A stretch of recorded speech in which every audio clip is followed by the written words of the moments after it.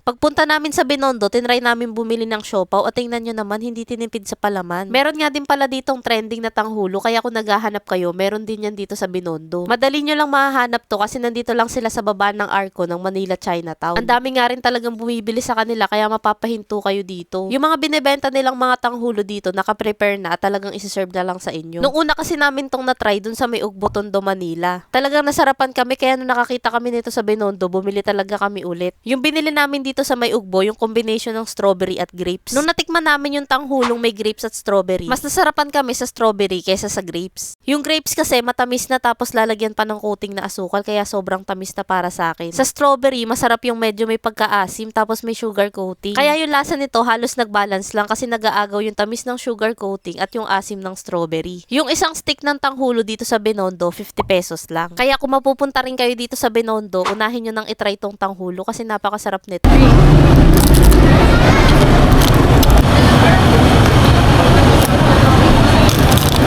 Maayos yung pagkakaluto nila dito sa tanghulo at talagang matigas at malutong na yung sugar coating. Sa pangalawang pagkain namin nitong tanghulo, the best pa rin talaga yung lasa nito. Kaya talaga sa tuwing makakakita kami, mapapabili talaga kami sa sarap nitong tanghulo. Yung sunod naman na tinry namin dito sa Binondo, itong siopaw. Dito nga pala kami bumili sa may JB Tan Siopaw Corner. Hindi lang siopaw yung available sa kanila dito kasi may iba't iba silang siomay, butche, at meron din silang matchang. Pura lang yung tinda nilang siopaw dito kasi 35 pesos each lang. Kaya ayan, tingnan nyo naman, napabili na kami ng marami kasi napakamura na nito dito sa Binondo. Habang bumibili nga kayo dito, may mapapansin kayo ditong parang nakabalot ng dahon ng saging. Matchang ang tawag dito at 100 pesos each yung isa nito. Pasensya na at hindi namin na-videohan yung loob pero i-explain ko na lang sa inyo. Ganito yung itsura kapag binuksan nyo tong matchang. Mukha lang itong biko pero hindi ito matamis. Malagkit ito na kanin na may manok at mahalin tulad ko yung lasa nito sa adobo. At yung pinambalot dito, bamboo leaves. Ito naman yung binili naming siopaw. Bagong luto sinerve sa amin to kaya napakalambot talaga. At yung ilalim nito, ganito toasted. Nung hahatiin ko pa nga lang to, naramdaman ko na talagang napakalambot ng siopaw nila. At paghati ko, tingnan nyo naman, napakaraming palaman. Paghati ko nga rin, nakakagutom na agad kasi napakabango nito. Kahit walang sauce tong siopaw nila, napakalasa na. Hindi rin dry kainin kasi bagong luto at moist pa yung loob. Sa lasa ng palaman ng siopaw nila, mahalin tulad namin to sa lasa ng mga pinapalaman sa mga lumpiang Shanghai. Tingnan nyo naman yung unang pagkagat namin, iniisip namin kung ano ba yung kalasa. May paglasang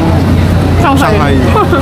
Yung siopaw nila, masasabi kong worth it para sa 35 pesos. Kaya guys, kung naghahanap kayo dito sa Binondo na masarap pero walang ganong pila, try nyo na rin unahin tikman yung siopaw ng JB Tan. Siya nga pala guys, marami pa kaming isi-share sa inyo ni Maynard na mga sulit na food trip. Kaya huwag nyong kalimutang i-follow ang aking mga social media accounts.